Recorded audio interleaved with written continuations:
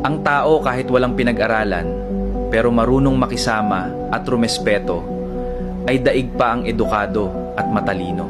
Hindi masamang magkaroon ng mataas na pinag-aralan. Sa totoo lang, isa itong malaking biyaya. Pero tandaan mo, walang saysay ang talino kung wala ka namang respeto sa kapwa mo. Walang halaga ang diploma kung ginagamit mo para maliitin ang ibang tao. Marami tayong nakikilalang hindi nakapagtapos ng pag-aaral, pero marunong makisama. Marunong tumulong, tumupad sa pangako, at rumespeto sa lahat.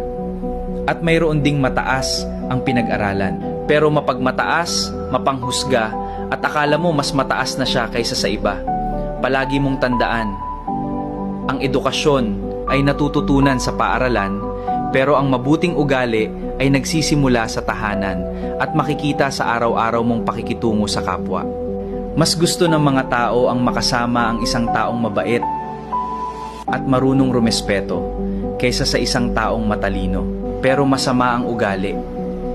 Kaya wag mong husgahan ang isang tao dahil lang sa hindi siya nakapagtapos ng pag-aaral. Hindi mo alam ang mga pinagdaanan niya sa buhay.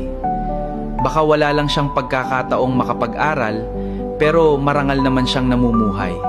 Ang tunay na sukatan ay kung paano mo tratuhin ang ibang tao. Dahil ang mabuting ugali at paggalang sa kapwa ay mas mahalaga kaysa sa talinong walang respeto.